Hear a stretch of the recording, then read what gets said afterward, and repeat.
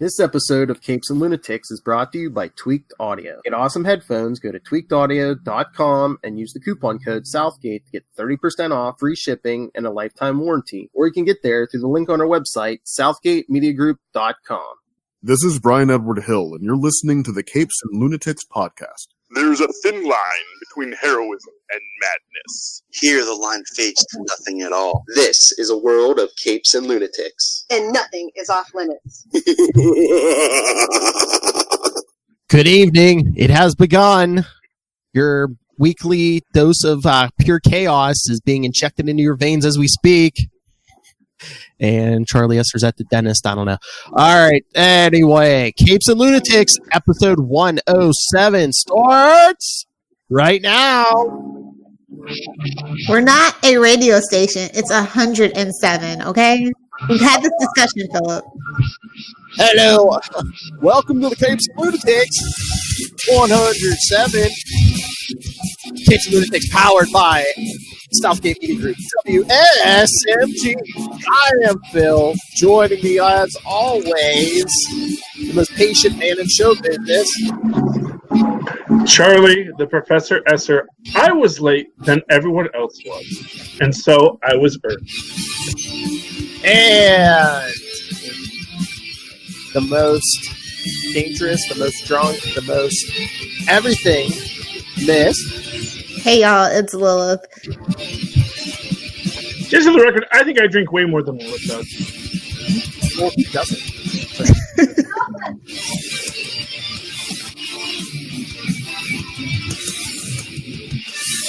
All right, let's get into this. Wait, what? Philip, I just have to say, did you start the Brian Edward Hill drop, our show with the Brian Edward Hill drop, because Angel number 1 is out this week? No, it was just pure coincidence, but... Oh, so I take it you did not pick it up, and we will not be discussing it on our Angel podcast. Okay. We can. No, I'll run. I can try to run to the store and get that. Okay. All right. But they sell those right at the comic book store, Lilith. At the comics, at the newsstand, yeah. I don't know. Boom is hard to find sometimes in certain areas. So I don't know. Yeah, I don't know. I'll have to check. But Lilith. Yeah. He lives in Pittsburgh, not Podunk, Florida. Iowa. Excuse me. Our comic book shops get John Romita Jr. on Comic Book Day, so you know it's not so podunk after all. Well, that's fine. I'm not arguing your I find sound. my comic books just fine. I just know up north, I really actually do have trouble finding comic books up north. So when I get into those, I guarantee you, Pittsburgh, Pennsylvania, home of James, the editor-in-chief shooter, they have everything you could ever want and more. I'll have to see about that in August, maybe. I don't know. Challenge accepted. When I go into those, there we go. When I go into those Yankee comic stores, I go and find my Boom. Are we sure that's just iced tea in Philip's cup anymore? Somebody check on Philip. It's from Long Island. No. Yes. Lilith, did you see Brightburn? I did. I had to watch it like 3 times. I was just to make sure that I was getting what I was supposed to be getting out of it. Charlie and I haven't seen it yet, but I know Charlie wants to talk the concept of it, so. I mean, it's not like we haven't seen it in a Superman Elseworlds tale before, is my point. Yeah. It's the movie that maybe, they wanted to make instead of Man of Steel. I don't know. That's what it feels like. When you watch Brightburn, you're like, maybe that was the movie they were actually making all along. Well, here's what I want to say. This is what I love about the concept. Like I said, I haven't seen it yet. And the execution may fail in the concept in my mind, as often things do. This is the problem when you have fan theories about things you haven't seen yet.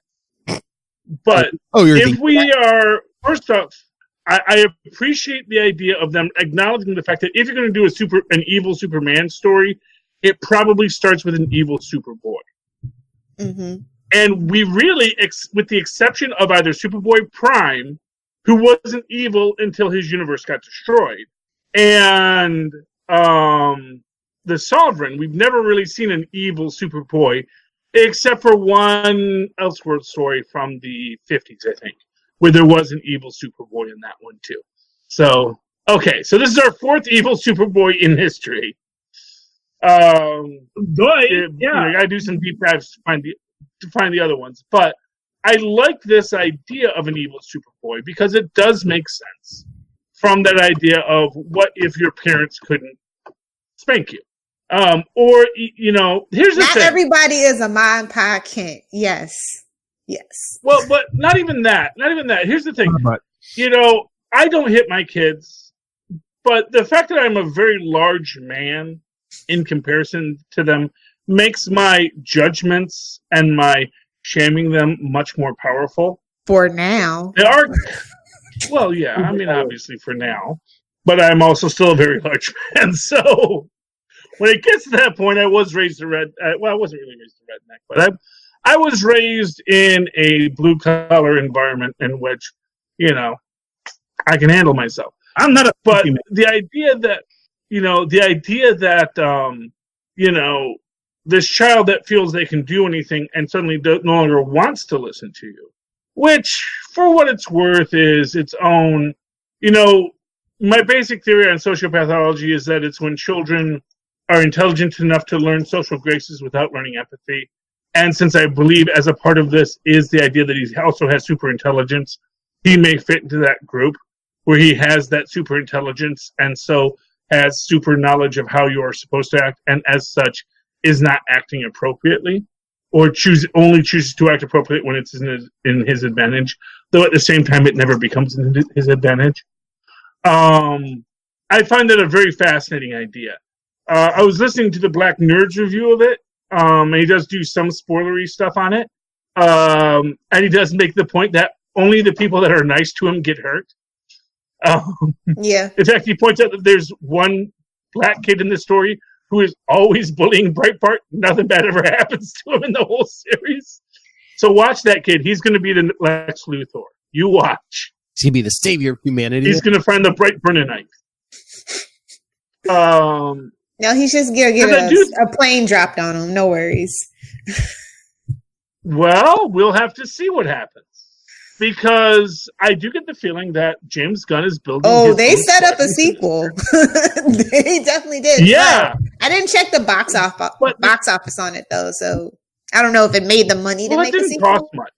It didn't cost much. It's like, but they want to set up a Dark Justice League better than the Dark Justice League that we have, so that will take money. So, that will take money, but all it needs to do is make its money back. Once it's made its money back and establishes a concept, and then you bring in Wayne Wilson as our Dark Universe Squadron Sinister Batman, suddenly things get a little interesting because as they're going through different other heroes in the end credit scene, they do throw up Wayne Wilson as the Wrench, and this fascinates me because, of course, he is a powerless person who is driven by his own insanities, much like a certain black-clad vigilante we know.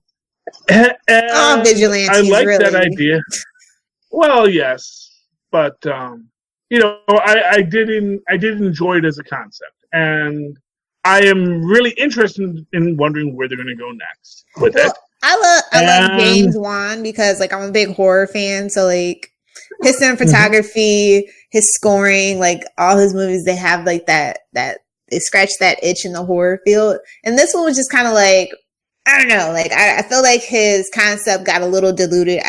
I don't know, somewhere down about halfway through the story. It's just it gets a little, and then it gets better. But so, like I said, I watched it 3 times. I'm just okay, I think I got out of it what I needed to get out of it.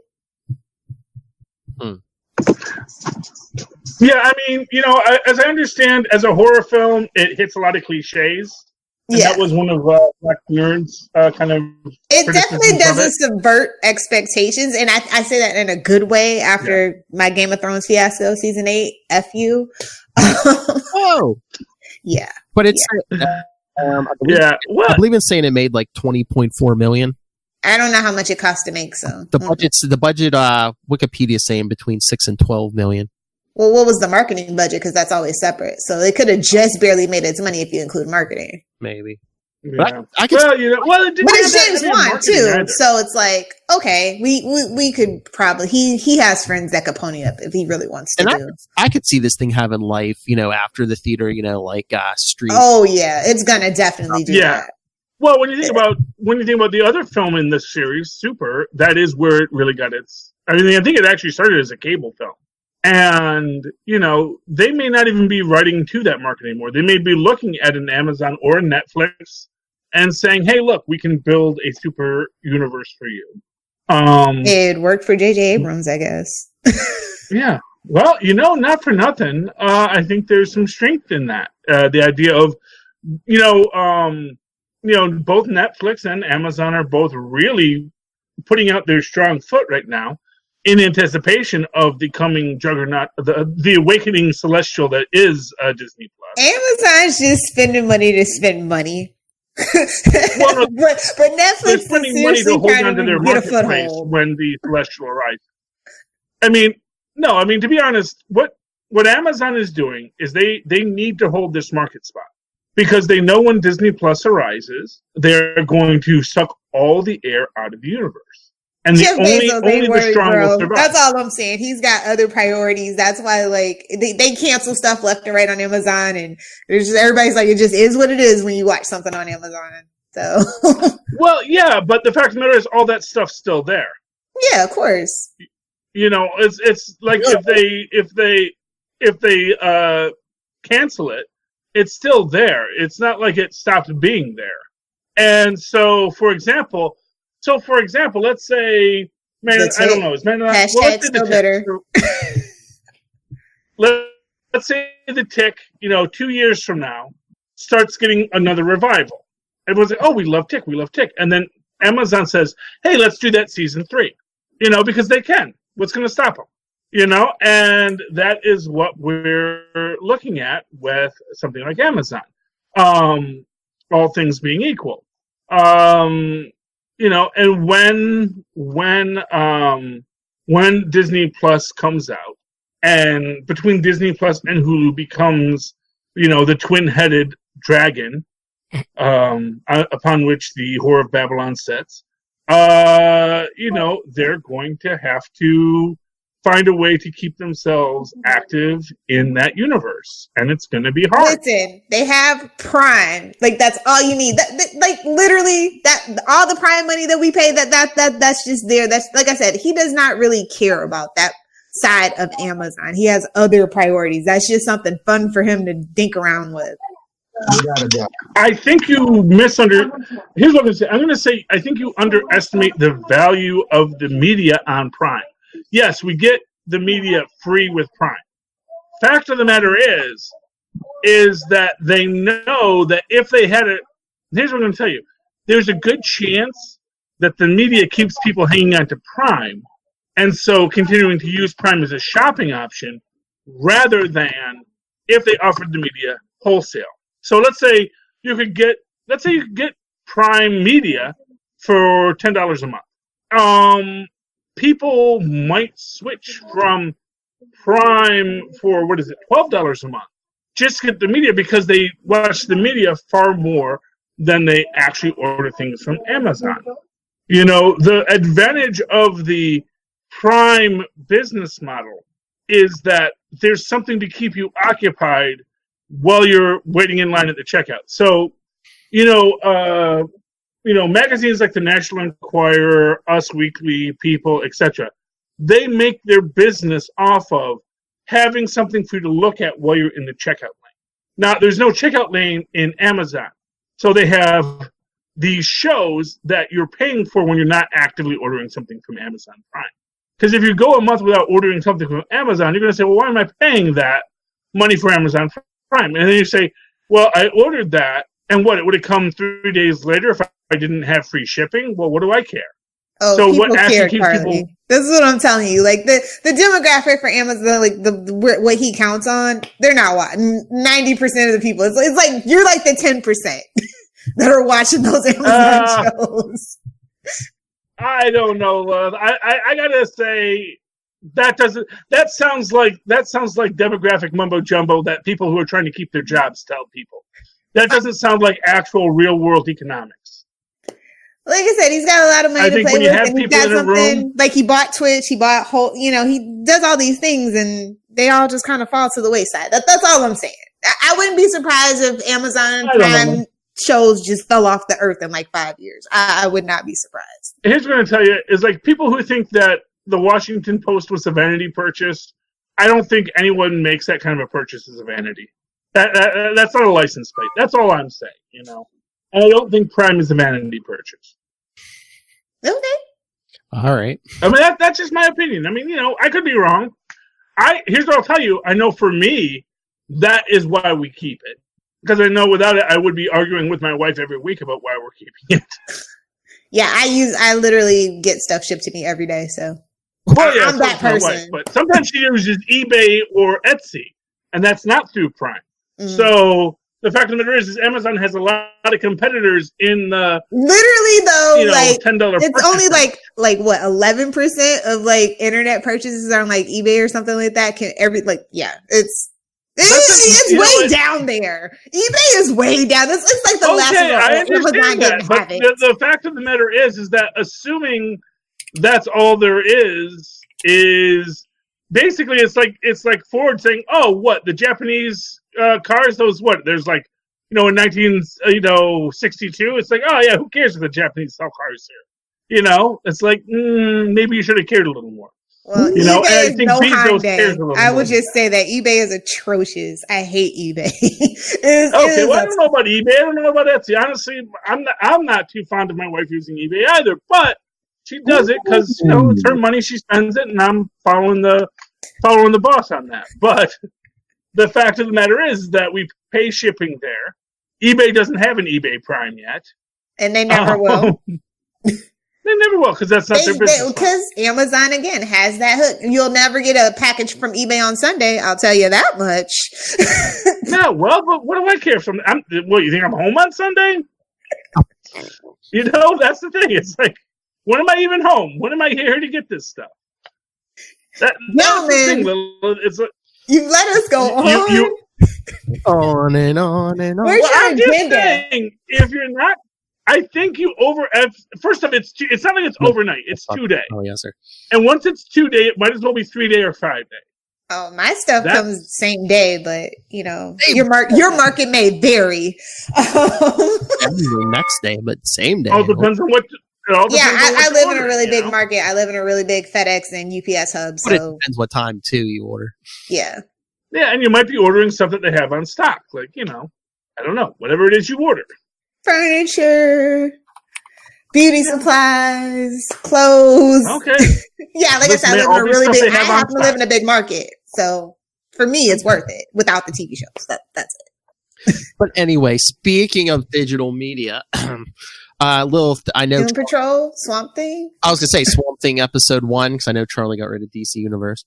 I don't blame him on that. It's not something Charlie Hesser would like. It's not worth it to him.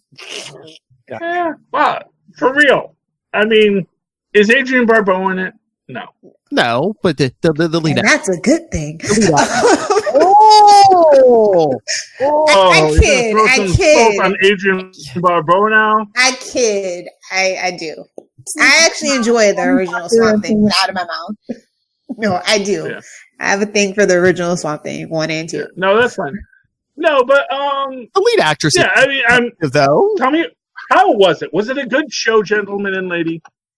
I mean, it's only one episode. Yeah, it's only one episode. I loved all the detail in it, but I can't get invested because I know that they stopped production on it until they sort their whole thing out. So it's just kind of like, oh yeah, it has that cloud over its head. Like, okay, if I like it, it's a chance it's not going to have another season. Because it's DC. Wasn't it supposed to go at least 12 or 13, and they cut it? Yeah, it's supposed to be 13, and they were just like. And then the thing they did with Titans season 1, and it's just like, I don't know if I'm like, I mean, I love Doom Patrol. Like, that is by far my favorite show on that platform. But like Swamp Thing, at least it looks nice. It does. I mean, I don't know if it was just me, but I thought it almost looked like movie. It's definitely a AAA title. I know they're probably putting over $5 million per episode. And it shows. It looks nice. Yeah. Well, let me ask you this: have you guys seen Good Omens yet? Yeah, of course. Okay. So, because I saw Good Omens, I saw the first episode of that, and that was fantastic. How does Good Omens over on Amazon Prime, which, is just a fantasy project, of course, compare to Swamp Thing? Well, notice DC also Universe? how long has Amazon Prime been doing their TV shows, and that's like the first real big get that they've gotten is all that I'm saying, and it's all. Well, I don't know. They had Man in a High Castle. They've had. No, those are properties. I'm talking about actual big name people behind stuff. So it's like a whole thing over there. But anyway, I mean, it's two different things for me. It's it's about time somebody adapted that. I think they're kind of comparable. In the sense that they're, first off, it's not like DC is some crazy little startup out in Silicon Valley. No, they're AT&T Time Warner. They're Good Omens as opposed to what you need for Swamp Thing. It's that's what I mean. It's kind of different. But I like Good Omens, but it kind of disappointed my expectations, especially with it being on, being Amazon. They do all their shows are pretty much movie quality things. So, but the story is good, but Swamp Thing, I was like, wow, this looks really good compared to say season 1 of Titans and even the first 3 episodes of Doom Patrol, where I was just I don't know about this. Yeah, I mean, I wouldn't have, if you would have put this on the big screen, I wouldn't have, been oh no, this is the TV show, Yeah. But I mean, it was basically the origin story, Charlie Esther, something weird's going on in the swamp, people are dying, but then, first Abby comes to town. What is she, part of the CDC? Yeah. Yeah. I like that they're trying to make Abby proactive, because if she was going to be that whiny chick from the comic books, it just was not going to work. So and then I did appreciate that. And then she runs into Alec Holland. Oh, okay. So Alec Holland isn't the Swamp Thing yet. No. Not till the end of the episode. Yeah, no. Okay, so from where we're at right now, people are dying in the swamp, assumably from unmen, and Holland is working on his whatever it is he was working on. Well, basically, it's what is it, Lilith? Someone's dumping something in the swamp, and it's I think it was Jim Gordon bringing his stuff from Gotham. I feel like the show's gonna get super crazy in a good way. So. Yeah. Oh, but unless they learned the wrong lesson from Doom Patrol, and they stopped production to get more Doom Patrol-y, which I don't know if that's a good thing. Or maybe we're waiting on Matt Ryan. I don't know. It could be a surprise. It could be a whole thing. I think it's all, or we're going to continue as our own separate app, or are we going to do it's a big dispute about it, about what they're going to do with it. I was like, well, you should have thought about that. You knew when you were doing that what was going on with AT&T. It's just a mess. Yeah, I'm so sick of it. But not only that, it's not like that you need to stop anything when having that debate. Because in fact, you should be doing more of what you want to do, so that when you do get folded in, you have more cachet. To start holding back because you don't know what's going to happen next. Well, like I said, they're also pouring a crap ton of money into it. And let's be real, Swamp Thing, nobody was really, except for maybe me, was clamoring for that. Finally, it's something that Lilith likes, but, it's one of those things. It's maybe we just cut our losses. But again, I think it's the corporation's decision, and, when do corporations make common sense decisions? Listen, how many times did AT&T change their name? South Bell, blah blah. It's a whole thing. So I'm just whatever. Well, they were AT&T behind the DC stuff, and then they got busted up, and they were several other companies, and then they got back together. And said, we're back to being AT&T. Except now it could be worse. They could have been MCI. That guy's in jail. So it was crazy in the 80s. You don't remember this, Lilith, because you weren't around when they broke up AT&T. Back in my day. No. Back in my day. It was the 90s when they did that. No, Lilith, that was back in 1984, I believe. It was in the Reagan. Lilith, sit back and let the mansplaining happen. Okay. Yeah. No, I'm just saying it wasn't in the 90s. It was in the 80s. It was a big deal because there was a phone company prior to that. One nationwide phone company. There was Ma Bell. And then they said, you're too big and there's no competition, so we're going to break you up. and it was under the Reagan administration. It might have started under the Carter administration, the original prosecution, but it took hold under the Reagan administration and really got pushed forward. And because, of course, it's Republicans pushing forward the breaking up of monopoly, it really, it looked legit. But then you got a bunch of Wild West telecoms coming in, Sprint and MCI, and eventually you wind up with our current modern telecommunications landscape, which ironically is like about a decade behind every other country's telecommunication landscape now. Yeah, that's so true. Wah, wah. Is this all we're going to talk about, Philip? Do we have no other news? Come on. I don't know. Phil, you're in control here. I just mentioned, I actually don't talk about Brightburn on Carly, come on. Something comes out of Little's mouth. You're like, no, this is what happened. And then she's like, no. Please. I think you can look it up right now and find out when the dissolution of AT&T happened. We'll find out what was in the 80s. Anyway. Lilith, we finally got the reason why Tom King was leaving Batman. Yeah, no, we talked about it last week. Yeah, but no, I don't think we mentioned, because I think it just came out this week about him going to New Gods, though. Yeah, no, we talked about that last week. We talked about him leaving Batman, but I don't think they had announced when we recorded that he was co-writing New Gods. Oh, maybe not. I don't feel like going back to listen. Okay. No, I'm pretty sure, because I'm just like, why? They already had a writer. Well, no, they had a director. Oh, okay. I thought. Oh, he's writing the New Gods movie? Yeah. They're doing a New Gods movie? Ava Duvernay is like directing. I never really heard that they had an actual script, though. Oh, okay. But I thought I saw someone on Twitter or something. I thought she's co-writing it with him or something. Oh, maybe then. But I know she's definitely directing. And I would not picture her for. Well, I shouldn't say that, but that's kind of a weird. I'm just gonna say, I don't know if DC's ready to do a New Gods movie. I know. I was like, they're still doing that? Like, that's crazy. Like, she should be directing Birds of Prey, because that is no, not for nothing.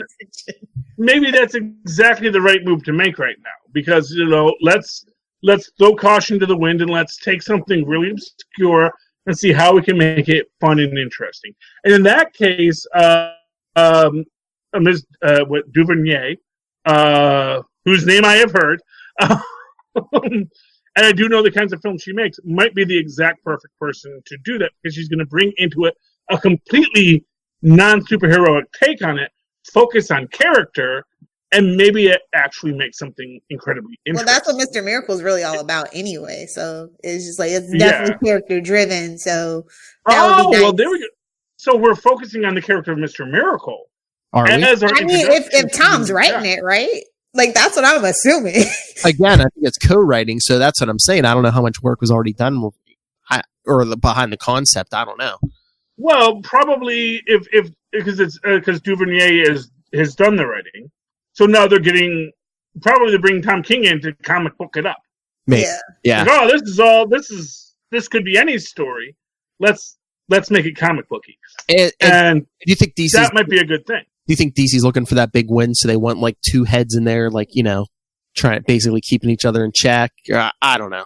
Well, what they want is they want the heart and they want the brain.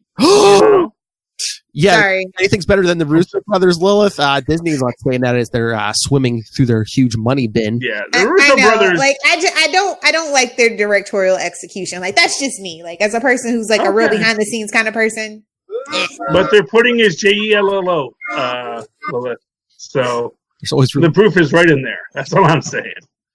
It's that they have got that top quality pudding. And, just because a mass majority of people like something doesn't make it good. If it's profitable, it doesn't make it good. That's all. Yes, I'm saying. but look, the fact that it's not just that it's profitable; it's also critically acclaimed. It's reaching a pay for fanboys, but whatever. Okay, we're just gonna move on. I'm not arguing with you guys today. Sure. The internet. Are you sure you'd be seeing a ton of fanboys saying, "What's everyone hyping this for? This is stupid." I'm just saying, like, for me as a person that likes behind the scenes stuff and like cinematography, scoring, things like that, and not a lot of CGI stuff that I have to see in IMAX. Like, I'm just not here for that. Let's just move on.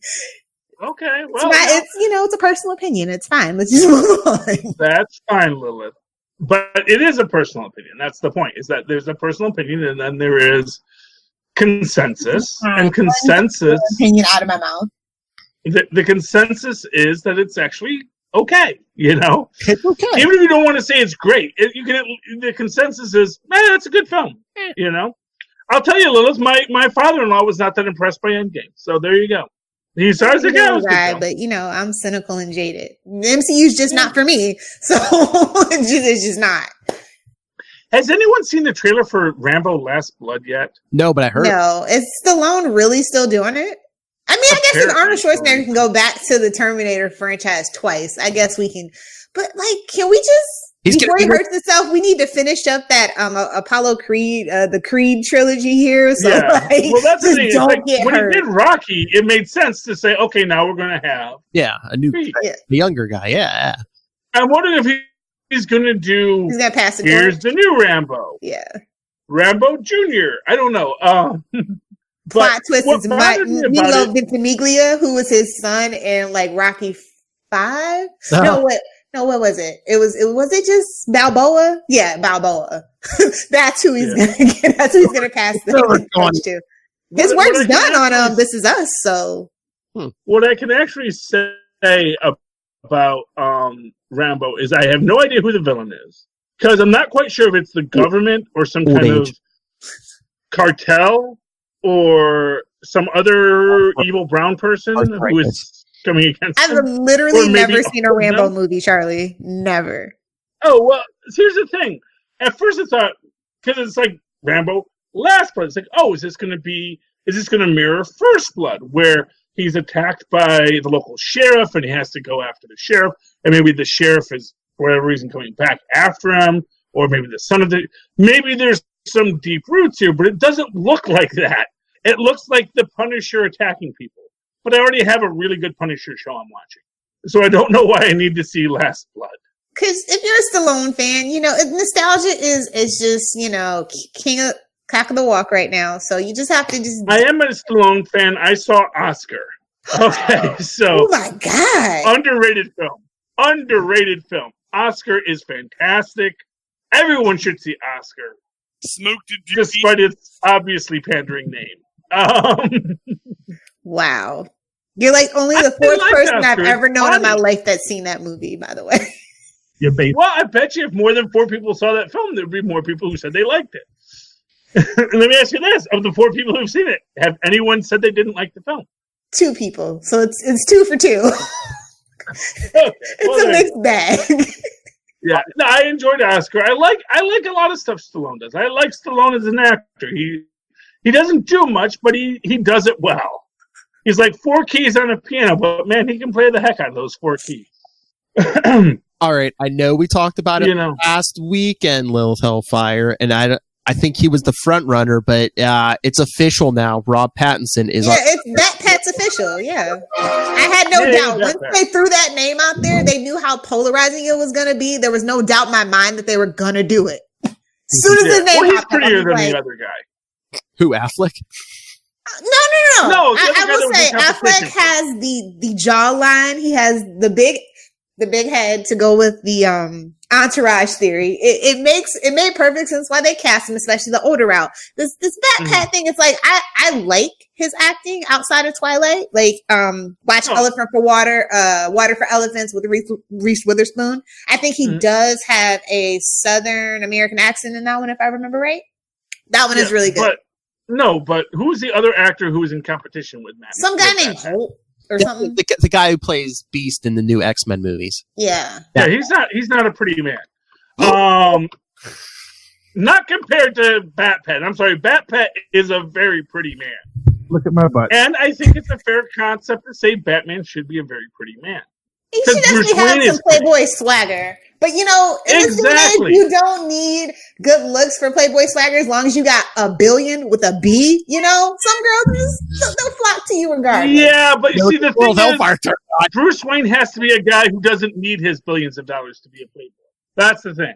He's got to be Cyrano de Bergerac's best friend, but with Cyrano inside of him. He's got to be Not in that way, Phil. Get your mind out of the gutter.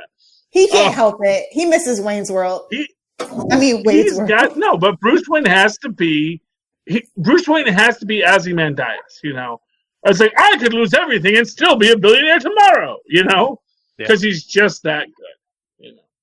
The whole Tony Stark thing, how many times he lost his fortune and rebuilt it in the comics. Of course. Well, you know, not for nothing. Fortune is on paper anyway. So it's like, you know. Listen. Harry Potter people is going to come through for the Batman movie. That's what they're counting on. They want that Harry Potter fandom. It's another Warner Brother property, by the way. If you don't know, because I know you guys probably have never seen it. But I was just like, it makes sense. It's all coming to make sense now. The more that I thought about it, I was like, yes. Was that in Harry Potter? Yeah, was he? Yeah, he was Cedric Diggory. He was in it up until the fourth movie. Okay. Yeah. So yeah. Okay. Plus you get all. Well, there you go. Plus you get. I just knew him from Twilight, but that's okay.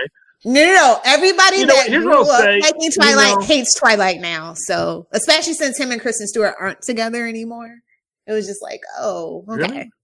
But it's the Harry Potter fans that are going to come through. Yeah, I mean, that's sad if you were a fan of Twilight and you're not a fan of Twilight now. When you grow up, I don't get see the glaring errors, and it's like, oh, I was just a lonely person who needed friends. This is why I clung on to that.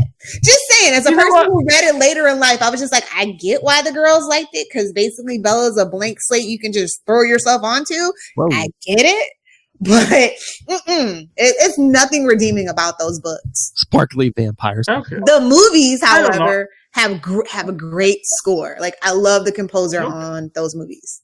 Yeah, I mean, there's lots of things I liked as a kid that I've outgrown, but I still like the concept of the shows. No.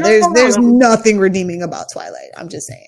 Okay, so Twilight is as bad as I thought it was. Okay, Good to know. I was outside their demographic anyway, so it's.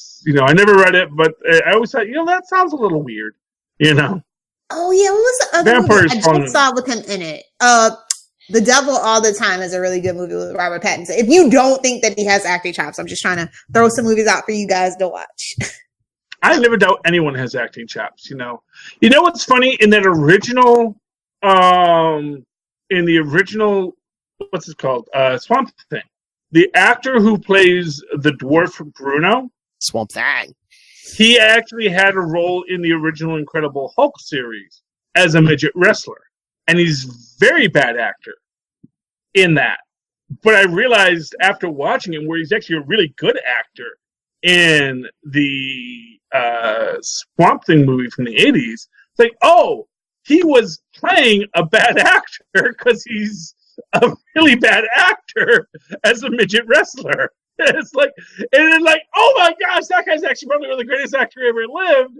But we don't know it because he was just playing this role that he was like, doing all this quirky stuff. But that's how a guy who was that character, who was this verbose, overboasting dwarf wrestler would be. It's like, wow, and it blew my mind. And he is amazing in Swamp Thing. And honestly, he is the guy who makes Swamp Thing a good film to watch. All respect to Adrian Barbeau. Swamp Thing. Still don't know who played Dr. Holland. Anyway, should we get to some comics? Yes. I'm going to spoil Angel for you. I'm sorry. Okay. It was so freaking good. Oh, yeah? Yeah. I'm going to have to run out and get this before we do the next episode of Angel Chronicles on the Capes and Lunatics podcast. Yeah, like I was kind of apprehensive about the whole thing that they were doing with the restart and reimagining of Buffy. Like that was kind of like bumpy. It took about four issues for me to be like really on board. But with this one, I'm like, hell yeah, I love it. I think Brian did a great job. Cool. It's like, yeah, I don't know. Did any of you guys read American Carnage? No. Okay. No. Well, yeah, like it's because it was a little controversial, so I was a little worried that he was going to like try to be controversial here. But like, no, it's like he's definitely a fan. You can kind of tell the artwork, and I'm not like really that big on the style, but the story really, really like makes up for that. Mm-hmm. So yeah, don't listen to Twitter. So what happens in the plot? What's going on with Angel this week? This is Angel from the Buffy and Angel series, right? Yes. I don't know. I don't. Yeah, okay. So who's in it? Who do I know from the series that I will recognize in this episode? You only need to worry about Angel right now, and that's what I love. I felt like he did get overshadowed towards the middle of the show, and I like Angel. I like his mythology. We never really dug in as deep as we could, and I feel like that's where he's going with this. Okay, so what is it? Where are we taking place? Are we in LA? Are we in we're in 16th LA right century France? Okay, so we're in LA. Okay, I'm trying to sell this book for you, Lilith. So I'm trying to help you. You got to give people. Either you like Angel or you don't. It's kind of one of those things. I'm not really big on that faith thing that they redid, and I was just like, so it's a good restart. It's a good restarting point. Lilith will fix it because Lilith fixes everything. Yeah, I will say this: I love Angel, but I can't buy everything. Yeah, it is. It was the best $4 I spent this week for me. Yeah. And I'm surprised because usually Boom Studios are not the best $4 that I spend all week. But it was worth it. Yeah. Okay. Yeah. And I think the artwork is just going to grow. It's I think they just it needs to evolve. They need to find each other's patterns. Mm-hmm. Yeah. What's weird with Boom is that they're just licensed properties, which makes everything feel like it. I don't think they have any originals. Really? I believe so. It makes everything feel a bit like a cash grab. I feel like Lumberjanes is original. Oh, Lumberjanes is one of theirs? Yeah, okay. Smooth Criminals. What else do I? Oh, okay. Coda is theirs. I think that's all original. And they just, I didn't pick it up, but I probably will go back. They have something called Grand Bis Hotel. It was at a #1 this week. I didn't have the cash for it at the particular time. So maybe I'm thinking of IDW. There's so many little comic book companies out there now. I'm so happy. Yeah, IDW seems like it. I know that most of their stuff is they have Transformers, Judge Dredd, but they do have a few originals like Amber Blake and stuff like that. Mm-hmm. But I can't remember which it was, but I know one of them sort of presented themselves originally as a company that just did licensed properties, but maybe they've all moved on from that. And it makes sense. IDW, definitely. I'd say 85% of their books are pre-licensed already. Yeah. Yeah. So. Yeah. But I thought that, I mean, I know IDW does that a lot, and I'll never forgive IDW for ruining G.I. Joe. Yeah. The reboot is Philip. Yeah. Yeah, I'm sorry. It's, although, I mean, I don't know. We can save it for Super Connectivity, but did anyone see the end of the Dungeons and Dragons series? No. I heard it was in a commercial. Okay. Yeah, I didn't see it, but I heard it was in the commercial. Okay, well, we'll talk about that on Super Connectivity. Okay. Because that's big news. Okay. Oh, all right. So how about that's our teaser for Super Connectivity. Okay. That's our comic book. How about a book we all read, Immortal Hulk, number 18? That was okay. Top 3 Marvel books for me this week. Oh yeah. Yeah. Here's what I'm gonna say. I mean, I love that Joe Fixit's back, and I love Banner waking up in his body. It's like, hey, where'd this suit and this mustache come from? Yeah. Yeah. I like him trying to talk to the things through the mirror, which is like, dude, just go to the crossroad of the minds already. Yeah, exactly. That's like their new status quo. They can't I guess they can't do that for some reason. Yeah, but clearly Banner's still in some way or another in charge. I like that Joe Fixit in Banner's body is still incredibly successful at everything he does. It's like even without maybe when he is Banner, he's found a way to access the strength. Or he's an expert gambler or something because he he got a little bit of money. Well, he still has that big brain. Here, I think, is the big buried lead. Oh, Harpy. Yeah. Red Harpy. Yeah. I don't think that's Betty Banner. Oh. Because they do a call out to Marlowe in this. Oh, yeah. And that whole thing with Marlowe. And Marlowe was the Red Harpy. Or she might have been a Green Harpy, too. I'm not sure. But although Betty was the original Harpy, they redid Marlowe as the Harpy. Oh, and when she's talking about everything being smashed. Yeah, because Banner even throws out that line. He's like, "Oh, Marlowe, wonder whatever happened to her." Yes, exactly. I think that's Marlowe as the Harpy, not Betty Banner. But this whole book has made me look at Charlie Esser in a whole new light. I think we've got what with mustaches. I think you have some kind of multiple personalities. We got we got business Charlie right now, but then the stash comes out at certain points, and then old head. I tell you what, I am looking at a job at a prison, and once there, I think I can grow out the mustache and the shaved head without difficulty. At a prison? Well, yeah, doing being the admin for the health and safety administrator. So it's what I do, but it'd be in an environment that I think I could actually get away with shaving the head, growing out the mustache, being me. Nice. Finally, the true Charlie will be released. That's the goal. But yeah, I mean, I liked it. I don't know how, and again, the body horror in it. It's just when he sees, oh, there's Rick inside. It's like, kill me. First of all, I hate anytime anyone says kill me. Mm-hmm. It's like, really? See, the artwork is the best part about this book for me. Like, finally, like the story, it's like real, like deep dives of Hawk stuff combined with that story, and I love body horror. So, and not for nothing. Peter David did it better. That's right. Because he did Banner pulling out of the Hulk's body when they were first trying to kill himself because he knew he was vulnerable, and if he could kill himself, it would kill the Hulk. That was when they first reformed him back again. Oh, yeah. Everybody said, the Hulk can't live without Banner, and the Banner cannot live with the Hulk. And they phased them both together with the help of the Vision.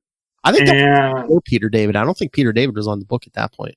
I think it was. Are you sure? I don't think so, dumbass. I can go downstairs and check. I mean, it's entirely possible. I mean, I don't know who writes these books, Phil. I just know the stories of that. All I know is someone else did it better with the actual Banner trying to. I thought Peter David was the one who separated the Hulk. I thought that was him. But he created Rick Jones Hulk and all that story. I think it was right before him, maybe. But yeah, I mean, you know what? He might have started out right when Hulk turned gray again. That's right. I think, yeah. Okay, so that was no, actually, I think around 330 or 331. I think. Actually, I think that was his first book. Okay, maybe. I think that was his first book because I think they did the remerging, and then Peter David started out in the next book, and that's when you had that he was still unstable. I think we can look into it, but I think I'm just saying it feels like a Peter David thing when Banner's pulling himself out of the Hulk trying to kill himself. Note to self: go downstairs between shows. All right, everyone, stay tuned for Super Connectivity on Wednesday when I tell Charlie how it is. Okay, yeah, please feel free. I'm always happy to be corrected. I don't have the encyclopedic knowledge of how these things came to be. I just know what happened in the stories. I'm like the Watcher. I don't know who writes the stories. I just know the stories that happen. I'm not a fancy man.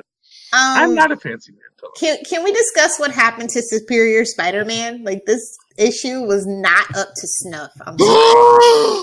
Really? What? Yeah. I feel like it's plateaued. It's peaked. Oh. Sorry. Well, Lilith, we will call that our disagreement. Why, Lilith? What was your problem with it? I don't know. It doesn't feel fresh and fun anymore. It feels kind of like stale, I guess. And I'm not like a big fan of Doctor Strange either. So.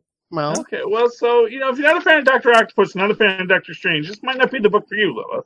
Like, I like that, but it's Doctor Strange. It's like, okay, this is where we might have to part ways. Okay, well, and that's fine if that's the decision you have to make. To me, what I love about this story is first off, you have Doctor Strange being very dismissive of Otto in the way that like Tony Stark to Eldritch Killian in Iron Man 2. 3. Meet me up on the roof kind of thing. And then 1 year later, when Doctor Strange is a hopeless drunk on the street, Otto sees him, recognizes him, and he makes the point that he can't have this guy be a part of his project. He still tips the guy at 20 in like freaking 1981 money, which is a huge amount of money for a freaking drunk like Doctor Strange. Yeah, that's like a whole day's worth of drinking. Yeah, but you don't think that's like a dismissive thing? Like, yeah, here's a $20 bill. I know you can't. Well, if he had given him $1, yeah. If it had been anything less than a 20, at a 20, I'm like, damn, that's a lot of money to give to a homeless dude. it's a lot of things. I understand you're a person and I respect you, and maybe you might actually do something well with your life, but honestly, you're self-destructive, and I don't know what to do with that. You know, it's a lack of empathy, but it still actually shows an incredible amount of empathy for Dr. Octopus at that point before the accident to say, you know what, here's money. Here's what I can give you. I feel sorry for you because you were once a great and brilliant man, but you know, you've clearly lost it. Wasn't that the modern Otto? It's like he actually was like a decent human being before the accident. Well, that's the original Otto. Yeah. You know, that's his current statement is, I used to be a good guy. I was socially awkward, but I was a really decent guy. It was the robots that made me crazy. The robots I currently have working behind me right now. Yeah.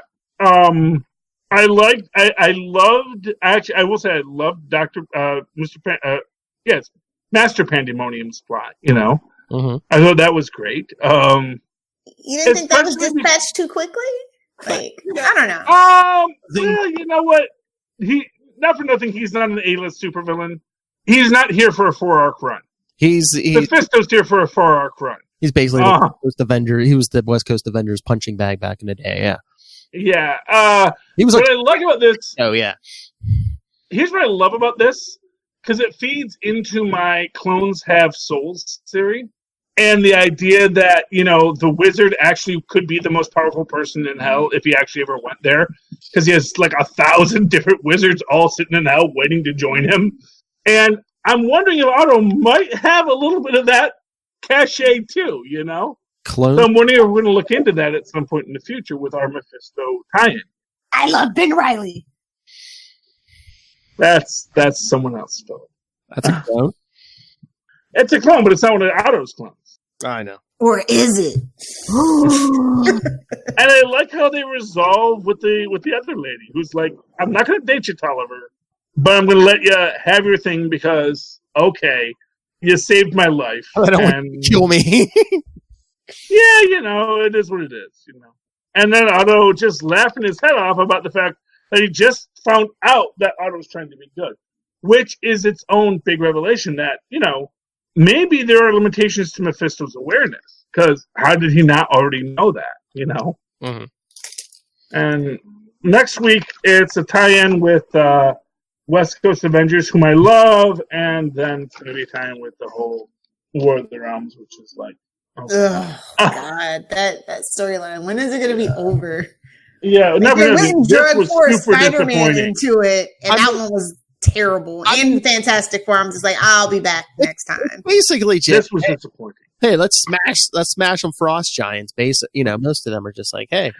Well, here's what's stupid about it, because like the whole reason they're attacking is because of Valeria's, like, you know, communications thing. Fantastic Four. Franklin blows it up, and they all leave. It's like, well, great. It's like, oh, you shouldn't have blown it up. Yeah. Then by the end of the issue, she's talking on it again. So clearly it took her like all of 5 minutes to rebuild the dang thing. In which case, actually, Franklin made the right choice. He destroyed it, they went away, and then they could rebuild it, and maybe they're not looking for it anymore. So... Well, yeah, that's what I was thinking, too. I was like, oh, the Frost Giants just leave when it's destroyed. I'm like, well, why couldn't they just rebuild it in 5 minutes, especially when you have Valeria, you have Reed Richards. Yeah, they probably rebuilt it even better. They could probably, like, turn back on the phones tomorrow. Like, tomorrow. Okay. Yeah. There you go. Phones are back. Okay, Lilith, did you read Doomsday Clock 10? Wait, no. You're not going to talk about Daredevil number 6? Oh, I'm trying to save stuff for connectivity, but never mind then. No, we can talk DC. No, we can talk that. It's fine, because let me get this what book? Oh, Doomsday? It was not worth the wait. Everybody else is ranting and raving over only because everything else was so terrible this week, in my personal opinion. Yeah, I mean, well, Charlie, it's basically they showed Dr. Manhattan when he leaves the Watchmen universe, comes to DC in 1938, sees Superman, you know, like when he's first around, lifting the car over his head. But then time changes and Superman doesn't appear now until 1956. And then it's like, I guess the Earth Zero, which I guess the main DC universe is now is Earth Zero, always tries to heal itself every time after a major crisis. It's so lazy. It's all based around so lazy. It's them, Lilith, trying to tie everything together from Action Comics #1 until now. They want everything to count. Lazy. It's like, dude, you got to pick a side. You can't have your cake and eat it too. I'm sorry. I know. I'm sorry. It's lazy to me. It's like, oh, let's just fan service and people please, and let's not take a definitive stand on anything because that works well for anybody, right? I mean, here's what I'll say. It's fine to do. I haven't read the book, but the idea that Superman is the core of the DC universe makes sense. Not for nothing, it's kind of like the Fantastic Four. Though. It's kind of like the Fantastic Four being the core of the Marvel universe. No matter how many times everybody, even though Fantastic Four is not as popular as it ever has been, they still got to say, "Look, this is the starting point. This is our Annus Domini." Or Annum Domini. This is our AD. This is where we start our counting. This is where we say this is the beginning. And they're just lucky the art was beautiful. I'll say that, like stunning. Well, yeah. They're not going to chips on the art for this. How long was it? Oh, they kept pushing this thing back. Did they do it to coincide with Heroes in Crisis #9, the conclusion? I think it just worked out that way. I think they realized it should work that way. I guess, but just they throw Wally West in jail and they complete the time loop by sending a Wally West clone back to be the dead body. Leave my Wally West alone. I know. For the love Why are of they goodness. creating time loops? What is the purpose of that? Time loop. There was a dead Wally West body, so we have to send the dead clone body back. It's just like, why? Yeah, Heroes in Crisis was. Well, and then they lock. That doesn't make any time travel sense. And then they lock. It's DC. Their time travel's not too strong. I mean, Tom King. Do they have weak time travel rules in the DC universe? No. King. You gotta know There's your too time many travel different before you kinds of start time travel. Well, I don't know if they're trying to tie it in the Doomsday Clock too, because after they lock up Wally West, his emblem starts glowing blue. Oh, damn time. Okay. So yeah, I just Dr. Manhattan, I guess. I just anytime there's like stuff people don't like anymore out there, they're just like, oh well, Dr. Manhattan's out there. It's just like, yeah, okay. Dr. Manhattan is the new Khal Drogo's are. Isn't he just mix up Plexix? Just with the. I mean, not for nothing. Isn't he just? I'm from another dimension. I have amazing powers, and I can screw up with your universe. Yeah, Mr. Mitchell. Like, oh, hi, Beyonder. It's good to meet you. Mr. Mitchell with a huge dong. Dong is a medical term. Actually, I'm going to be honest with you. It's not that big in the comics. Unless they've made it bigger. It's still Power Girl's boobs, is what he's saying. Somebody caught that immediately. So Ellen, they actually specifically said that they wanted it to be apparent and not overstated. I'm big all over. Unlike Batman. Well, please, yeah. Which I'm telling you, that was a tube stock. Although, well, that's the other thing. That's the other thing. Did you read last night on Earth #1, Lil? I did. I actually kind of liked it. Oh, did you? And I hate myself for it. But I mean, it's not bad. It's after the Batman, yeah. I've heard good things. I hear things. But yeah, I mean, it's basically. I'm just saying I've heard good things. I actually almost wanted to read it, but I kind of spent my $20 this week. So. It's basically like it's basically Old Man Batman, but it's like the Snyder and Coppola wrapping up their run on Batman. You know what? I feel like Arrow's gonna steal this and like give this to John Diggle or something. Like I don't know. It was weird. But no, it's like it's. I would love if the last episode of Arrow is Old Man Arrow. We wish. Gonna die. Dun, dun. Well, he said he's willing to come back, so unless they're gonna like grab him from a different point in time, I don't know. But no, it was funny because like Tyler messaged me. He's like, why? Because this is another Black Label book. He's like, why does this seem like a Black Label book to me? I said, no Batman dong, maybe. yeah, they learned their lesson.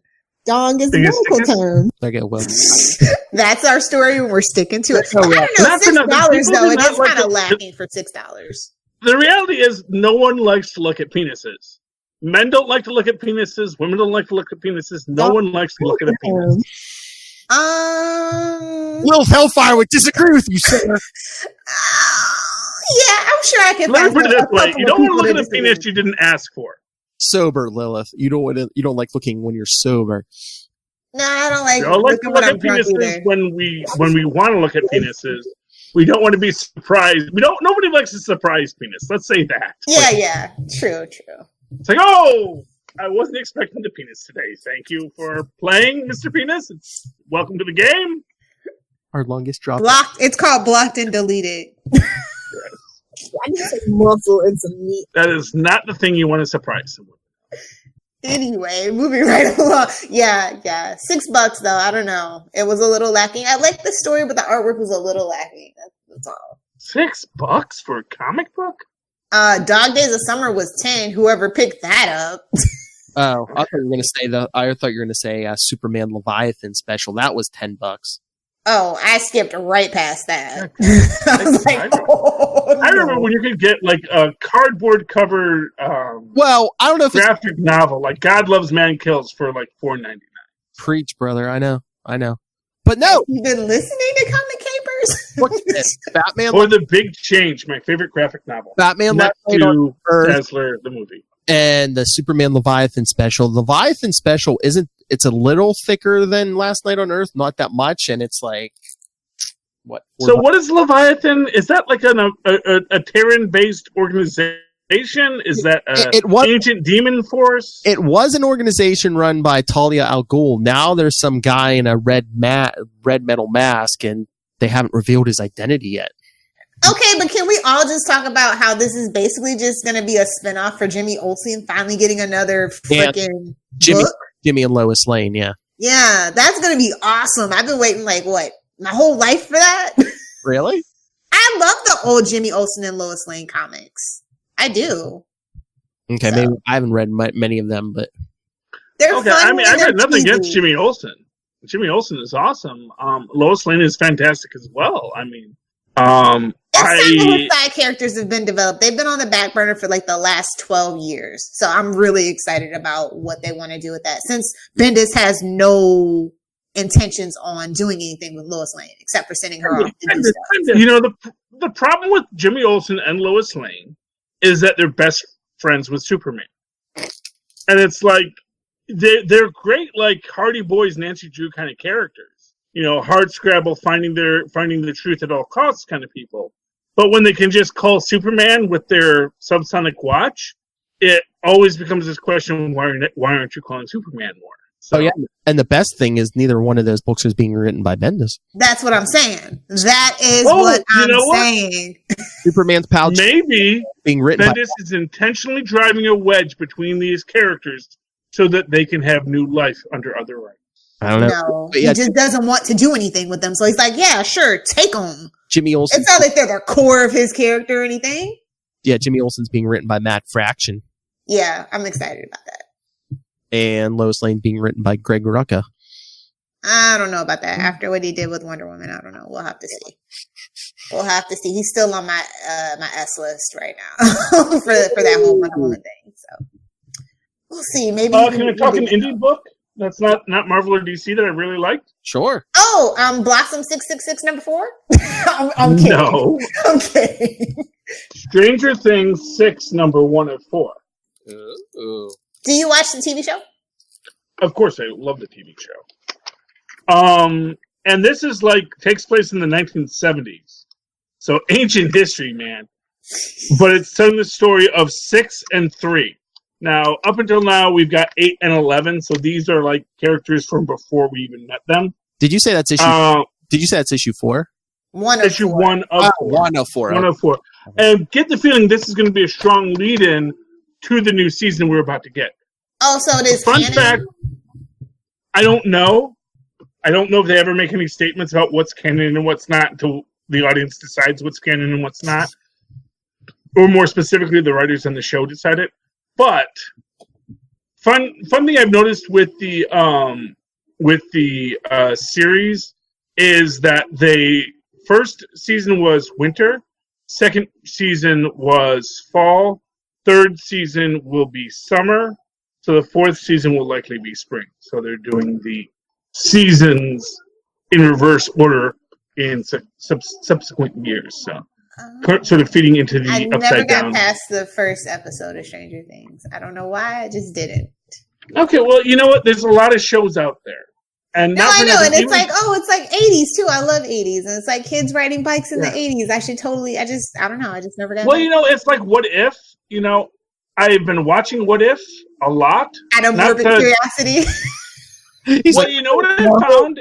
Like, the less I watch it, the more I like it. He was like, "Wait a minute, this isn't Marvel." No, it's What/If. They headed that off at the pass because Marvel already had the injunction on them. Like, your show's not called What If. Get out of our way. Nice try, Netflix. But what I find is that the show is best when I'm watching it while I'm on Facebook. I thought you were going to say drunk. Background So, like, when noise. I'm doing something else, when I'm binging it, which means I'm asleep, like half the episode, it's really fun to watch. So anytime I really watch it and hear the dialogue, it's like, oh, I give up. Well, Now, if you have love you ever that seen kind of cheesy Revenge? dialogue, Yeah, Mike this is Kelly the show did for you. Revenge, and he does this show too. And I was like, oh my god, this is just Revenge. Like this, because it's to me in my head canon, it's Revenge Part 2. yeah, and entirely possible. It's got that hyperbolic dialogue that if you're the guy who loves that stuff, and sometimes I do. I'll be honest with you, sometimes I love that. I love that this is what we of Clan Bruja do to you of Clan Gangrel. You know, that kind of stuff. I love that stuff. But sometimes it's not as enjoyable as other times. But I do find that the underlying story I'm enjoying. I'm just happy I've Renee got to- Zellweger got work again. I thought we stopped I carrying love her for Renee a while. Zellweger in this. And then she- Honestly, this is so great for Renee Zellweger. She is such a great character in this. She makes this. Honestly, anytime Renee Zellweger is on screen, it's a fun show to watch. The other lady, she's like, this was definitely written by a Gen Xer because the millennials are for nothing in it. yeah. Not to be mean, I'm just saying, definitely a Gen Xer wrote this because they're looking at, this is what a millennial is like. And they are not enjoyable characters at all. But All right. All right. Before we leave, Lilith, I know you brought up Daredevil number 6. Did you want to?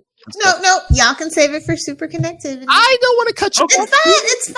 I just wanted to make sure I mean, you looked it up. I'll say this, it did not confirm my fan theory Never at a yet. loss for topics. Yeah, we're never at a loss for topic. Lilith, I'm on that show. No, it's fine. It's fine. We can get out of here, Yeah. Philip. Okay. All right, everyone. Bless this mess. Send us your thoughts on any of this. Comics, TV, movies. Oh, next week, send us your thoughts because we're going to be doing X-Men Dark Phoenix review. Phil's torturing me. Save me. Help. Oh, Me and Tristan are going to love it. you don't think it's not going to? There's no morbid curiosity there. Oh, there's something morbid, all right. I just need curiosity. like slowly driving past a car wreck. It's Yeah. the last one under Fox. Come on. Exactly. So yeah, I kind of have to. But yeah. It's historic. Like a massacre. Anyway, email us, capesandlunatics@gmail.com. Follow us on Facebook, facebook.com/capesandlunatics. At Capes Lunatics on Twitter, Capes and Lunatics on Instagram. The voicemail, 614-382-2737. That's 614-38-CAPES. And make sure to check out capesandlunatics.org. Good stuff is coming. Don't look at me like that, Philip. You're not even on camera. How am I looking at you? I just see that sullen picture of yours. Anyway, Lil Hellfire, where can people fight you on the internet? If you nerds must fight me on the internet, you can find me via Twitter at Lil Hellfire, and I'm on the gram at Lil Hellfire 86. Fight me, nerd. And Charlie Esser. If you'd like to fight me, nerds, you can do so on Twitter. Well, you can do so via email at superconnectivityblog@gmail.com. That's superconnectivityblog, all one word, at gmail.com. And, of course, do so on Twitter at Charlie Esser, where I live tweet Agents of Shield and Cloak and Dagger, which I did for the first time this week. Yay! Just before they both go on break. At Charlie Esser, that's CHARLIE. Did he freeze? BSSER. Look for the 2 E's in the middle. For quality. Bing. I was trying to do that. That's how what happened there. But that's good. I'm glad. Can't do that, man. It's Google Hangouts. We lost her. Anyway, such a ham. Anyway, for another week, we have been the Capes. Episode. Nice burping that out, Will. Make fun on your mouth. I realized I have the easiest line there. No, don't. You're the dick. That's right. Next episode. Come back next week for X-Men Dark Phoenix. We may have some of our friends, hopefully. Nobody's gonna know. Maybe a Mr. Mothman tour. Maybe some people from Alaska. A few of them. So check it out. Oh man. Just leave it like that. Oh man. I know. Oh well, that's how it goes.